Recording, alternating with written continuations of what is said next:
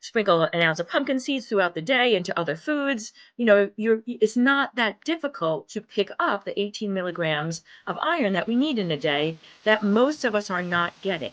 Hi, welcome to the Judy Terrell Show, where I explore topics intended to optimize everybody 50, 60, 70, and above.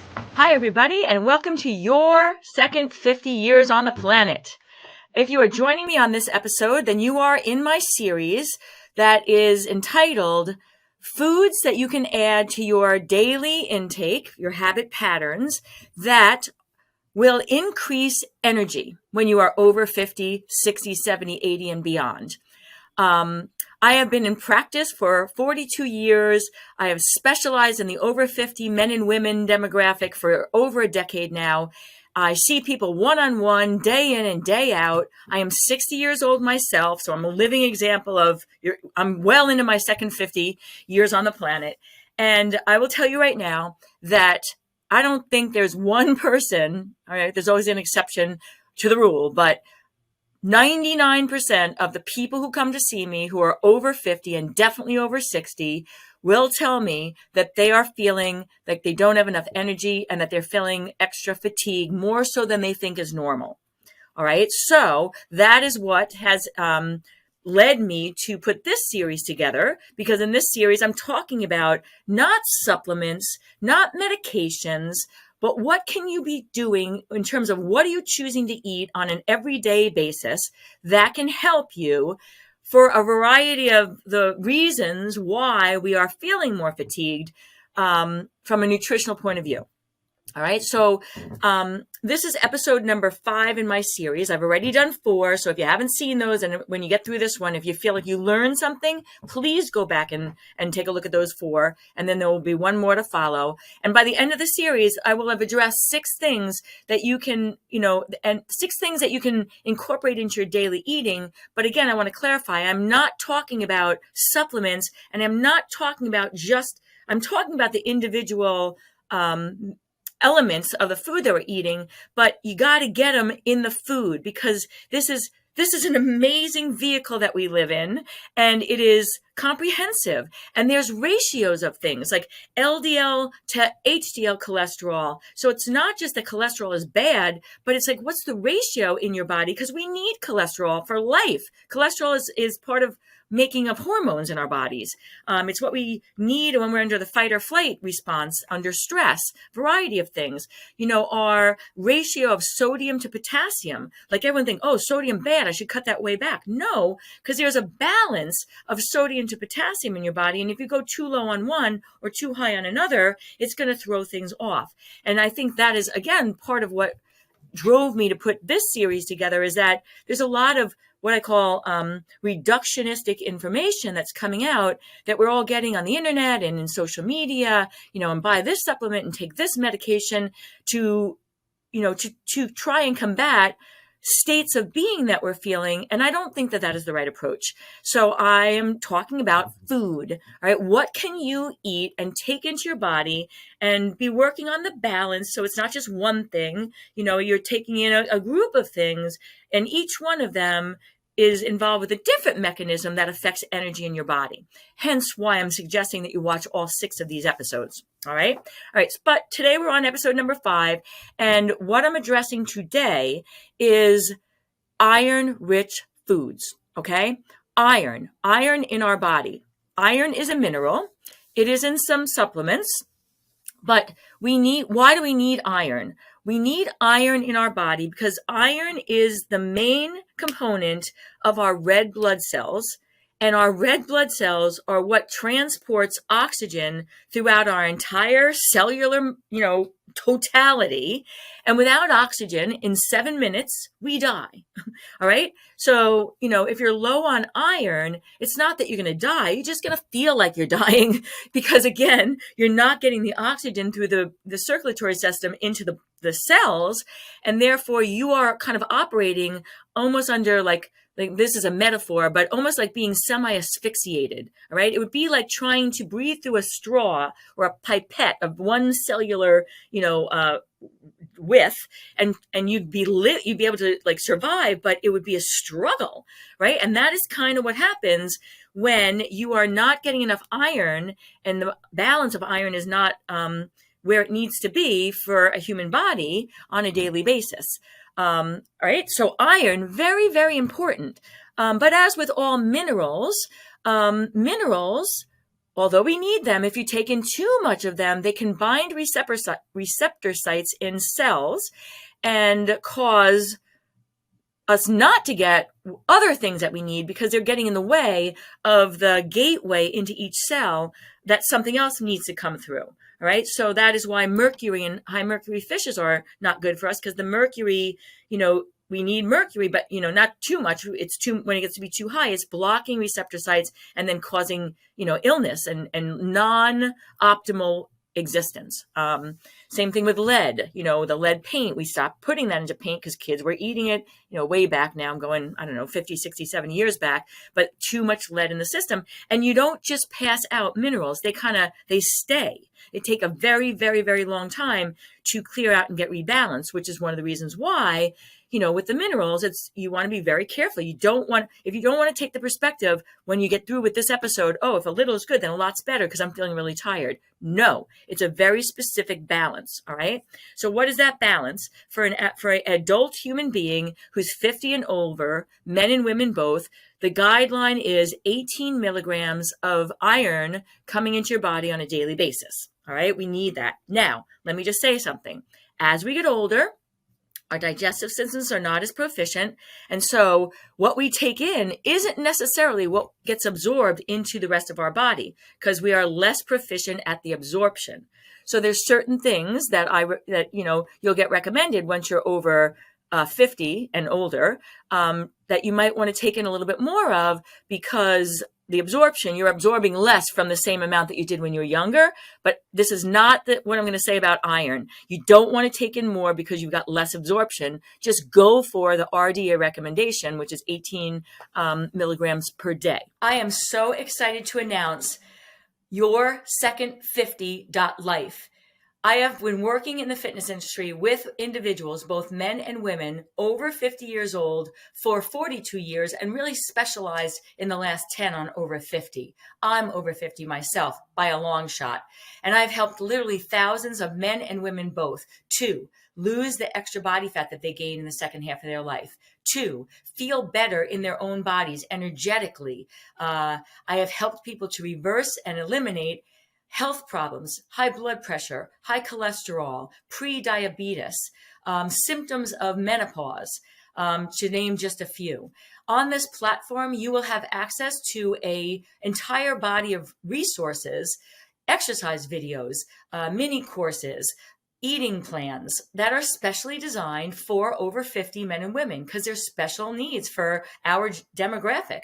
And in addition to the virtual resources that you'll have access to if you join at any time that you'd like, you also have access to me for one-on-one coaching through a group coach call every month. So you can bring your specifics and we can address those as you're also getting information that is specific to the over 50 population. 50s, 60s, 70s, and now 80s is the demographic that I'm working with. So it's your second 50.life, YOURSECOND 50.life. Go check it out. It might be the single best thing that you've looked at like in your second 50s. All right. So be careful about that. Another thing I'm going to say before I get into what are the sources that we're going to put into our eating is that medications can interact with everything. So no matter what someone's suggesting, a supplement, medication, another medication, a food, anything that is like a high dosage that's beyond the way you would get in nature, then you want to always run by your pharmacist or your doctor what medications you're on and if there's any interactive effects. I'm going to tell you about a couple right now related to iron. All right. So number one, iron absorption is further curtailed. So you could be getting the amount you're targeting if you're on any of the proton pump inhibitor, reflux medications. So if you're on those, you definitely want to get the 18 milligrams a day of iron because you are not absorbing that many, all right? Because these medications reduce the absorption of iron. All right. Now, other medications, some that you might be on for thyroid and some that you might be on for Parkinson's, they, if you take in too much iron, they can block, the effectiveness of those medications. So again, back to check with your pharmacist, check with your doctor who's prescribing medications for those two situations or any medications you're on. If you're on any medications, run by a healthcare practitioner who's knowledgeable about the pharmacology. So that's why I suggest the pharmacist, and ask if you have to be careful about iron amounts with the medication you're on. You might need to be taking in less. Some medications you need to be taking in less than the RDA of iron. All right. So with that said, if you're not on medications or you've already know that your iron is not an interactive effect with medications you're on, now let's talk about the average person that I'm addressing this to, who is feeling somewhat fatigued and who's recognizing that you're not getting enough iron in your daily intake. What can you eat, not a supplement, but a food in its natural form that can help you to, on a day-to-day basis, as you start to put the amount that the RDA is recommending back in your system, will help you to feel less fatigue and less tired. All right. So there's two types of iron. And there's hem and non-hem iron. Basically, hem iron is from an animal source and non-hem iron is from a plant source. Hem iron trumps non-hem iron in terms of absorbability and the amounts in the food that you're eating by a long shot. If you're a vegan, I'm going to tell you about some sources that are all plant-based. But if you're not, then I highly suggest you try and get the animal source of the ones I'm recommending that are coming up right now, okay? Now, most people think red meat is high in hem iron, and it is. But it's particularly beef liver that's going to get you a lot more than just like a sirloin or a lean cut of beef. 3 ounces of beef is going to get you about 1.5 milligrams per 3-ounce serving, and we need 18. So you can see that that's not your greatest source, although, if you have 1 serving of a lean beef and then you're adding some other things, it's definitely going to help you to get to our 18 milligrams. But there is other sources that are even better than that. So if you're trying to stay away from beef for any variety of reasons, let me give you some even better ones, all right? And if you're not trying to stay away from beef, then, have some lean, hopefully organic, grass-fed, humanely treated beef. Awesome. But better than that, way better than that, is our shellfish, particularly clams, all right? Clams for 3 ounces are 12 milligrams. We need to get 18 a day. So 3 ounces of clams is going to, that's 2/3 of your daily allowance for 3 ounces of a very lean, calorie food that is also high in protein. So clams, whoa. All right. And in the same family or group of kind of foods is oysters. All right. Oysters are 3 ounces is 6 milligrams. All right. So clams are 12, oysters are 6, still very high when you compare the 1.5 milligram per 3-ounce serving of lean beef. So those are good sources.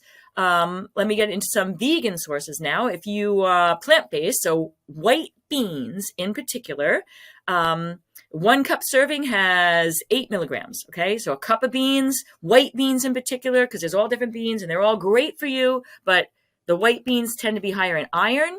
So 1 cup of white beans mixed into a salad, as part of your dinner can get you almost half your day's allowance from that. Other plant sources, molasses, you can buy molasses and then take 1 tablespoon and mix that into a marinade that you might be using, or mix that into some, oatmeal, and that's going to get you 1 milligram of iron per tablespoon, which is a relatively high amount for a non-hem iron source food. Pumpkin seeds are good. They are 2.5 milligrams for an ounce. All right, so that's much more than the molasses, but pumpkin seeds are 180 calories an ounce. So you don't want to go crazy on the pumpkin seeds if weight, is also an issue for you. But again, if you take 1 ounce and kind of sprinkle some, like a half ounce in a salad, and then, sprinkle some or ground some up and then use that as part of a breading mixed in with some, either a gluten-free breadcrumb or breadcrumbs, you can get some more of those great omega-3 fatty acids as well as iron. So you can be creative in how you're using the pumpkin seeds. Don't just take handful, because now you're going to have an obesity issue. But you're getting, more iron. So we're trying to balance a lot of things. That's why I always say to people, don't pay attention to just one food. These lists of eat these top 5 foods and they're the best foods for you to eat on the planet. It's not that simple. Okay. So anyway, you get my point. But pumpkin seeds can be mixed at 1 ounce per day is going to have you pick up 2.5 milligrams of the 18 milligrams of iron that you need. And from just the ones I've just covered, you can see if you have a cup of beans, 3 ounces of clams, sprinkle an ounce of pumpkin seeds throughout the day into other foods. It's not that difficult to pick up the 18 milligrams of iron that we need in a day that most of us are not getting. And that is factoring into, especially when you're over 50 and definitely over 60 and in your 70s and 80s, too low in iron. It can be a significant factor in why you're feeling that your fatigue is lower, your fatigue is higher and your energy is lower than what you feel should be your normal, even though you're old. Everybody who's over 60 understands what I'm talking about. So I hope that you learned some things today that you didn't know about iron and how that could factor into, feeling better and feeling more energetic.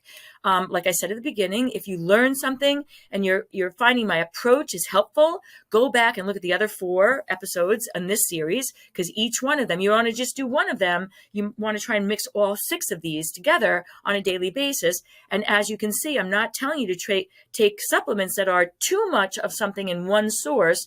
Take it out of its natural packaging. I want to help you to get it from the natural food in the state that this vehicle was meant to take it in.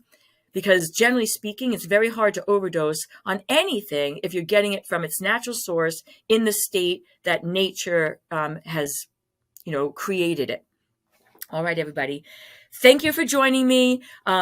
If you got benefit from this series or this episode, please check out my yoursecond50.life platform, where I have literally a resource library of all things related to health and well-being that is in my level of expertise, which includes nutrition, exercise, mental health. I have a master's degree in psychology, yoga, mobility, daily life patterns and habits with circadian rhythms and sleep, and I can go on and on forever. Check out that resource and my website.